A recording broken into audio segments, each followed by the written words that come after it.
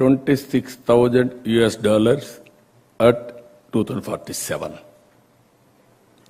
And also, if we are growing now 8 to 9 times for the last 25 years average, if we grow same rate as on today, we are fifth largest economy in the world. One is China and USA, Japan and Germany. Same rate, if you grow, you will be third economy, another 25 years' time. If you grow 11 to 12 times, you can cross America. If you grow 15 to 16 times, you can cross China. Can we aim number one economy by 2047? Yes, it is possible. That is possible because youngsters like you has to dream it and you have to work forward to achieve this. What I am saying, as individual or as organization, it is possible to achieve all these things as an organization. Here I want to say one thing. Even earlier, same population or same people, after economic reforms, we are able to improve our efficiency. All of a sudden, what is the mantra? Why it has happened? It is only public-private partnership model. This is what I call P3. If you see, when I started, I don't have money. I want to develop it.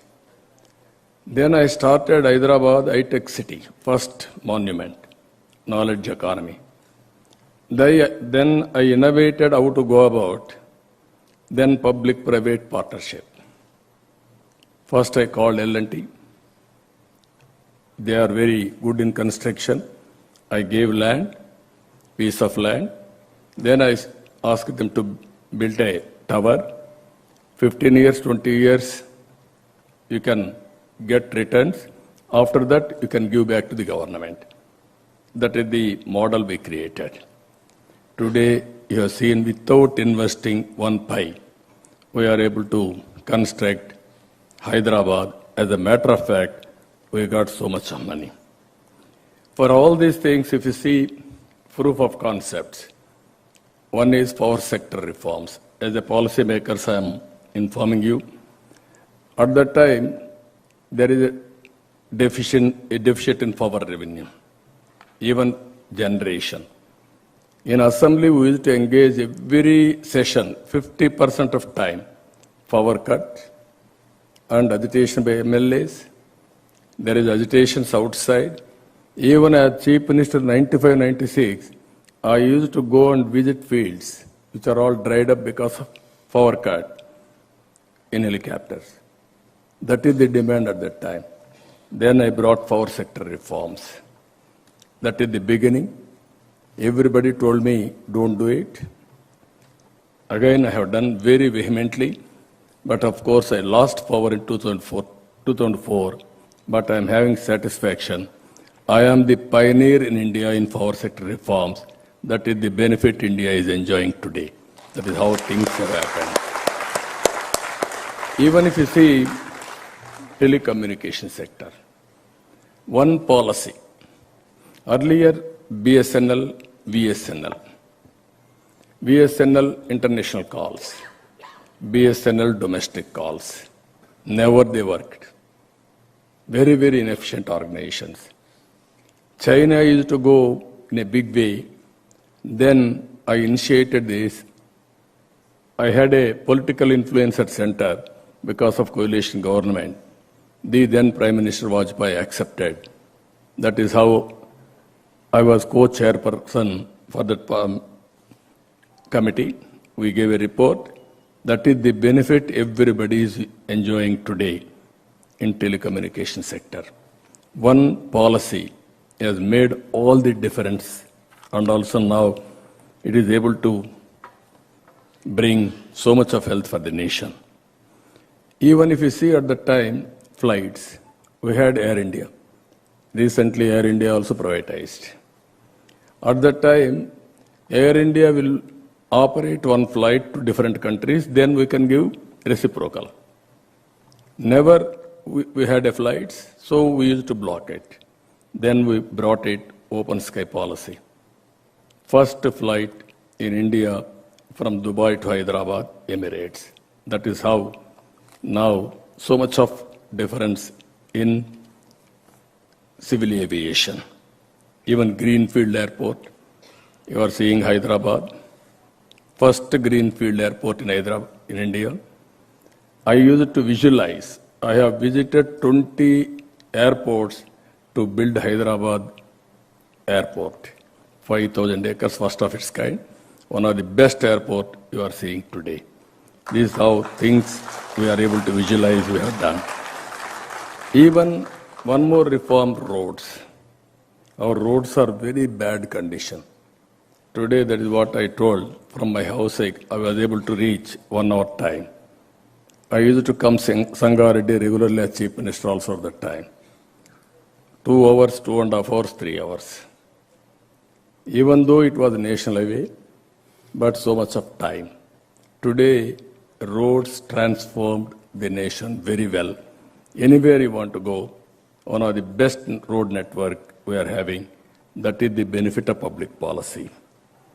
Even if you see Hyderabad, so many policies, infrastructure, outer ring road, and also for employment, all you name, IT, BT, pharma, finance, you name everything we are able to do, all only policies. If you see at that time, nobody visualized the importance of biotechnology. Then I asked Bill Gates, as rightly mentioned Bharat, at that time, first time, internet revolution has come because of Bill Gates. Then he came to India. I was desperate to meet him as Chief Minister. Then he said, I don't have any work with politicians. Then I said, no, I am having some work with you. I want to meet with you. Then he said, okay, you can join cocktail party. Then I told him, if I join cocktail party, I may not get good name. And at the same time, everybody will campaign that I am also joining in a drunkard party. So I don't want to come. With great difficulty, he gave me 10 minutes. I prepared 2 days. At that time, even professionals, they never used to present PowerPoint presentations. Nobody used to do that. Then I prepared very well. 10 minutes he gave me. Then he spent with me 45 minutes. Then he said, I entirely agree with your vision. I am very happy. What can I do? I said, nothing I am expecting from you. You know the strength of India. Come to Hyderabad and start your development centers. With that, I didn't leave it at that stage. All the way, I went to Seattle to meet him, to pursue with him. 3-4 times, I met him in Davos. I pursued further. Finally, Microsoft has come to Hyderabad. The person who worked in Hyderabad, Nadella Satya, has become the president of Microsoft.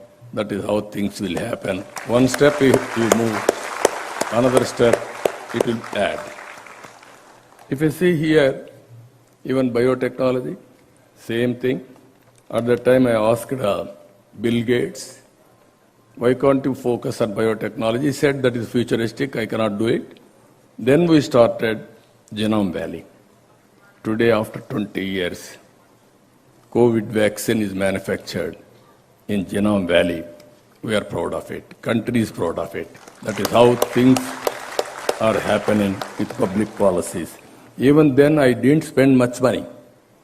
Only on the other side of the city, 1,500 acres of land I have given for Genome Valley, biotechnology park. So education, one of the best education institutions we are able to bring in public-private partnership.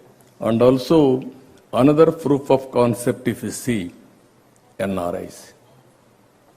I am always saying all youth, don't always be job seekers. Be job providers. That is what you have to do now. When I saw youth at that time, Hyderabad IT, even body shopping work, even that also we didn't do properly because pronunciation, all these things problems, English pronunciation.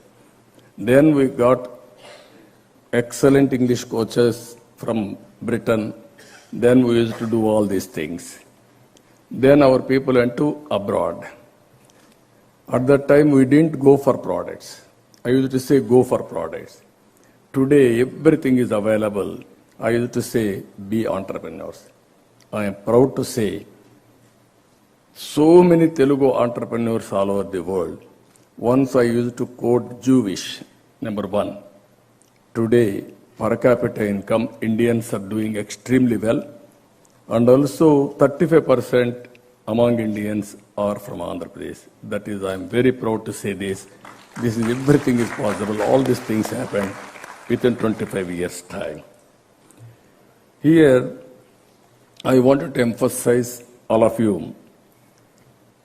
India has grown for the last 25 years 8 times, whereas China has grown 49 times. Now China is having disadvantage. Demographic disadvantage has started. Now aging problem has come. They have gone one child norm. Today that one child norm has become a big problem for them. Now population is declining, aging is increasing. That is the biggest disadvantage. In India, some states for the last 25 years have grown 20 times. Some states has grown 8 times.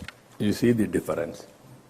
Because of the difference, haves and have-nots, and difference in per capita income, and also wealth, and also revenue for the governments, all these things are happening. If you grow all these things, at least 15 to 16 times, India will be number one globally. That is going to happen. This is our dream. This is where we have to work it out. If you see, India is having 3 advantages. One USP is technology. Nobody can dominate in the near future. Nobody can beat Indians. That is 100%. I am telling you with my experience for the last 25 years. Second one, India is very strong. India is positioned demographic advantage. 40% of population is below 25 years. If you can give proper skills to them, proper education, then you can see the potential, they can do wonders. As on today, every year, 2.5 million people are migrating from India to different parts of the world. It is a big number, number one in the world. But at the same time, India is capable of supplying workforce to the world. That is the capacity India is having. Up to 2047, India is going to have this advantage. Now I am promoting one more thing. India can go further, the policy of population management. All countries never bothered about population management. Because of that, Europe, complete demographic disadvantage. Japan, China, America, all countries are facing. If we can work towards that by visualizing, promoting population, even youngsters, all of you, I'm telling you, especially students, people are becoming more and more selfish when they get more and more wealth. This is the definition I used to say always. Once undivided Hindu family, they used to have children. After that, both wife and husband are getting employment. Double income, no kids, let us enjoy. That is the theory. This is a dangerous theory. Then population also we have to manage. This is where we have to go for management of politics, the population. Then nobody in the world is able to compete with us. Future is for Indians. I'm telling you, this is my vision 2047. Corporate governance, Indians will dominate. Public governance, Indians will dominate. If you see Britain Prime Minister, 75 years back, they ruled us. Today, Indian origin has become Prime Minister of this country. That is the strength of India. That is the strength of Indians. That is how things are going to happen. And also, one more opportunity for Indians and also youth. As on today, more than 50% of middle income group are in USA or Europe. In future, this is going to shift it towards India. 2004 and 5, 14%. Now it is 31%. 2030, it is going to become 63% middle income group. With this, if you see all over the world, 44 trillion they are spending expenditure as on today. It is going to increase 62 trillion. This is a huge opportunity for youngsters to create public policies and also work towards that, how to exploit all these things. For this, virtual and physical working is the solution. COVID has given a very good advantage for us. Sitting in a remote village, you can start a company. Sitting from a remote village, you can work any company. You can work, you can earn money. That is possible. These are all the various innovative thoughts, creativity, opportunities are coming in the future. This is where today I am promoting youngsters for all of you in this convocation. P3 model, PPP, public-private partnership. We are able to create wealth. And at the same time, wealth has created huge variations between haves and have-nots. This is the biggest problem. Some people are getting 150 rupees a day wage. Some people are getting crores of rupees as honorarium. That is the variation. How to bridge this gap? This is where I am saying one more model, P4 model. People, public, private partnership. If you make people also partners and do this experiment, poor to rich, how to make it? If you do this experiment, 2047, India, anywhere in the world, we can make it totally poor to rich. This is our ambition. It is possible. How to do this model? There are so many models we are working. In Amaravati, one example I am giving you. Around 29,000 farmers. They contributed 34,000 acres of land willingly, without any force. Voluntarily, they have given for capital. Then freely I got land. I gave some remuneration for 5 years and 10 years. And ultimately, because of that land, I can meet all my requirements, public buildings, infrastructure, roads, everything. Even then, I am going to save 10,000 acres of land. And also, I am going to give back after development for acre around 1,200 square yards or 1,400, some in commercial, some for residential. Because of that, they are getting money, government is getting wealth, and we are going to generate wealth. This is the best model, I thought. Public, people, public, private partnership. That model, somehow, it is in doldrums because of policymakers. That is another story. I don't want to place before you all political issues here. But my intention is, every poor man, how to make rich man, it is in our hands. Take example, technology is available. With this technology, is assets, liabilities, is population and human resources and natural resources, and prepare a vision for his family. Every family we can prepare a vision, and if you can execute that vision by people like you, even private company